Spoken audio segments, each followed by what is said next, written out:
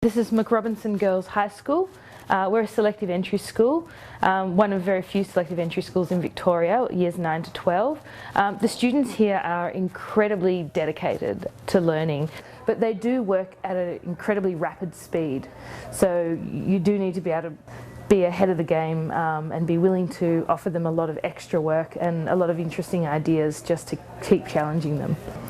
Katie Rose is a student teacher from the University of Melbourne. Both myself and another teacher, a drama teacher here, shared the responsibility for mentoring Katie Rose while she was here at Macrob. And I think Katie Rose was particularly good here because of her background in drama. She felt very comfortable in front of the class, and she developed such a quick rapport with the students, and I think that she was an ideal English teacher as a result, so we were quite lucky.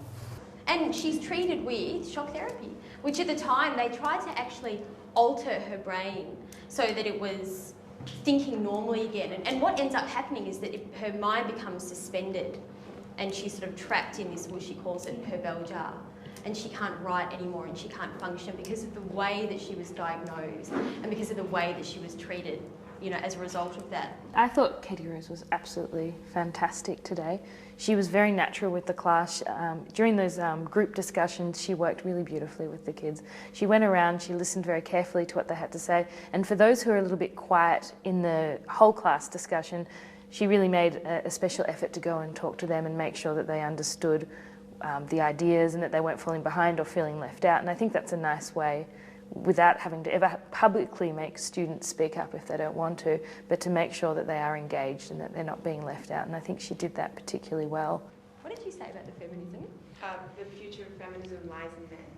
I thought that was the future of feminism lies in men.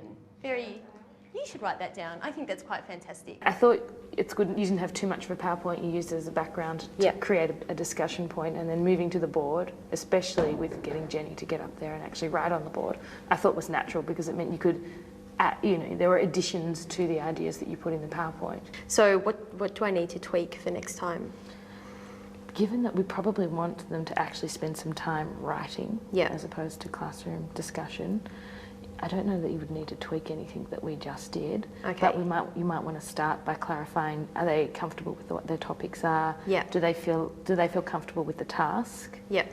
Yeah, I think some of them are still unsure, like they have a topic but they're not sure of what book they're going to use. Or what to do exactly with it, how to structure it. Yeah. So we might want to go back and just find out their comfort level, get some of the students who are more comfortable to talk about what they're doing, and those students who aren't as comfortable are probably going to learn from those students. When they hear, I'm going to put this, I'm going to talk about the bell jar in terms of the social expectations on Esther, followed by the medical expectations that are also placed on Esther, and therefore I'm going to do this. That will help other students who are not as confident with structure actually start to put their ideas together and think, oh, hang on, I'm going to do that and that as well. Katie Rose is a very natural teacher. I think, of course, there are always a few areas that everyone can improve on. I know I certainly can. Perhaps what would be most useful is just having the confidence sometimes to follow up and question the students a little bit more about some of their responses.